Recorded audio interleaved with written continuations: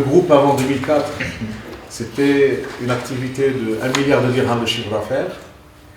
Là, depuis quelques années, donc on a atteint le seuil de 5 milliards de dirhams, avec plus de 1500 collaborateurs et surtout un réseau de distribution qui était de 16 sites et qui est passé aujourd'hui à plus de 60 sites.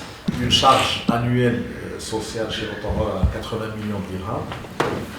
Et parce qu'on est en train d'amortir les investissements plus vite. C'est des leasings qu'on a en moins de 10 ans.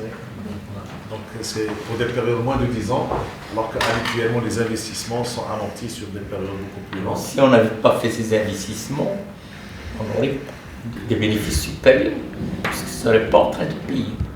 Mais l'avenir ne serait pas ce qui est en train de se préparer.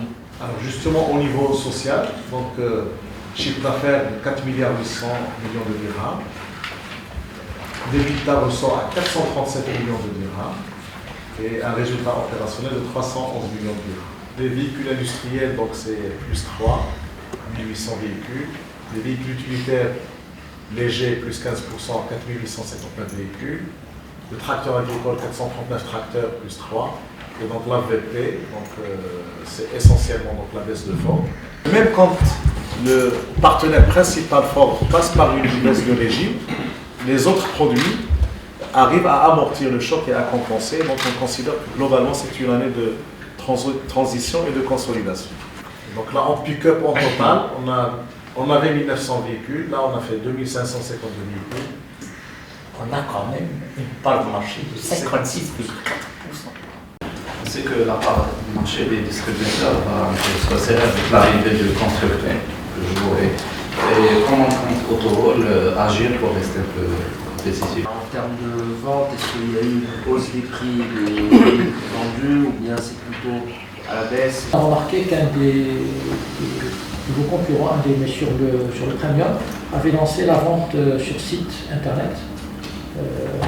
Est-ce que c'est pas un axe sur lequel vous comptez aussi vous développer dans les mois ou l'année? Nous, on a fait mieux à Autorol. Ils ont à télécharger une application qui s'appelle Nissan Maroc. Et vous ne voyez pas de différence entre les deux, sinon la nôtre est meilleure.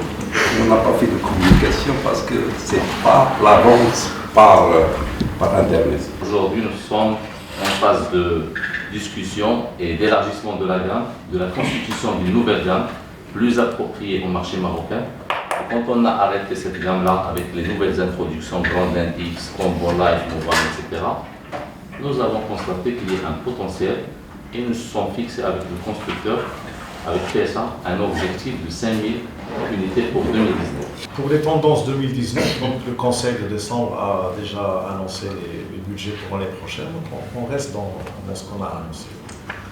Avec Opel et Dafon, on fera une meilleure année très certaine.